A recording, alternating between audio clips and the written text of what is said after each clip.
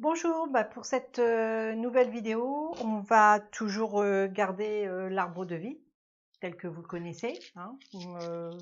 Maintenant, je pense que c'est acquis. Je vous le redis vite fait. En haut, le paradis, Saturne, Jupiter, Mars, le Soleil, Vénus, Mercure, la Lune et la Terre, là où nous vivons.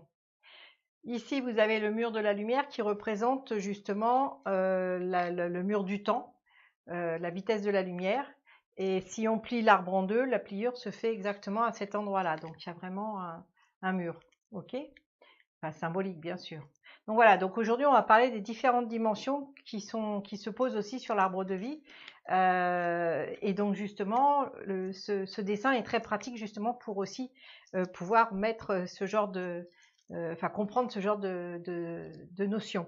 Donc voilà, donc en bas ici, on a ce qu'on appelle la première dimension. Ensuite ici, entre la Lune et, enfin la Lune et la Terre, la Lune et la Terre, oui, on est dans la deuxième dimension. Mercure et Vénus ici, nous, on se trouve dans la troisième dimension.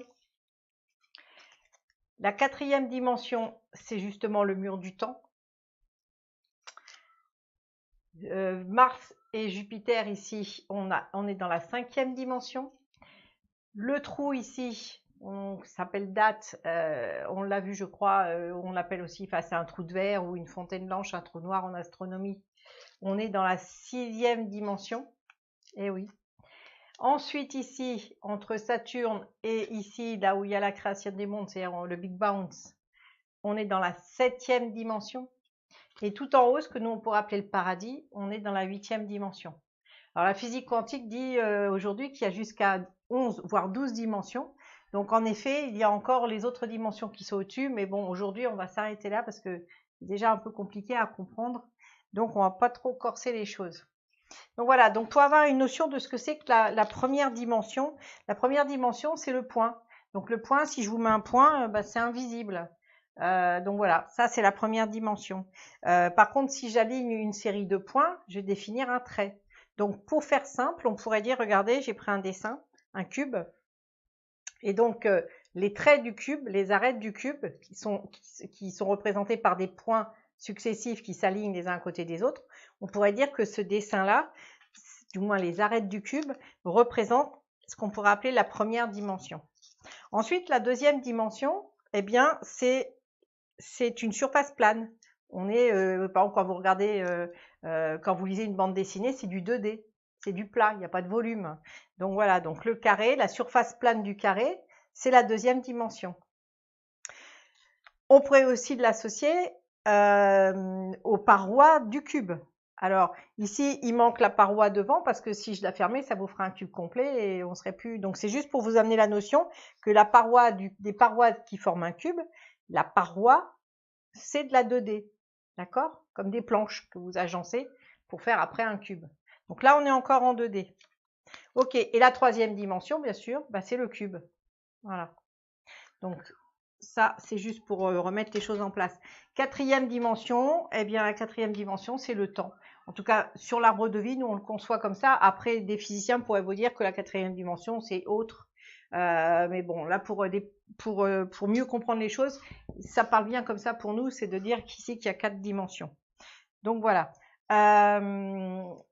C'est prouvé en physique aujourd'hui, ils le savent, hein, que si on veut qu'il y ait des choix possibles, c'est-à-dire que si on veut que ce monde qui semble être notre réalité puisse se définir, il faut absolument avoir au moins 6 dimensions supérieures aux 4 connus. Donc 6 plus 4, ça fait 10. Bon là, je vous en ai mis que 8, mais je vous ai dit il y a 9, 10, 11 et peut-être même 12 dimensions donc qui peuvent aller au-dessus.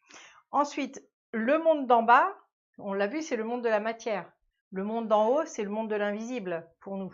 C'est-à-dire qu'ici, on pourrait dire que c'est l'au-delà et ici, c'est l'incarnation. C'est là où on s'est incarné. Donc, selon les géophysiciens, pour eux, ils disent que ce monde-là, symboliquement, parce que toujours pareil sur l'arbre de vie, hein, c'est une façon de conscientiser les choses, les géophysiciens disent que ce monde-là représente 99% de la masse terrestre qui serait invisible à nos yeux. Donc 99% ce monde-là. C'est quand même énorme.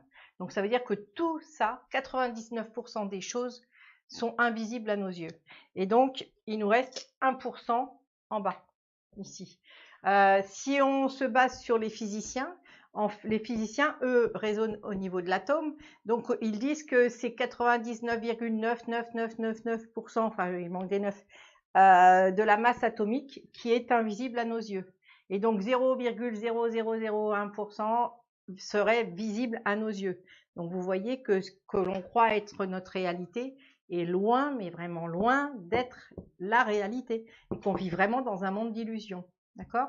Les astronomes sont d'accord aussi. Sauf que les astronomes, eux, ils disent que 96% de la masse obscure est invisible et 4% est visible. Donc là, au niveau symbolique, ça rejoint le fameux 4, justement. C'est pour ça que je vous ai mis des cubes, parce que le 4 représentant le carré en 2D, le cube en 3D. Le cube, on sait en symbolisme que c'est le symbole qui représente la Terre, justement. Voilà, juste pour rajouter les choses. Donc 99%, on va rester sur ce chiffre-là parce que c'est pratique. Eh bien, on pourrait dire que 99% de ce monde ici est fait de lumière et 1% du monde dans lequel on vit est fait de matière. Donc, c'est quand même une notion très intéressante.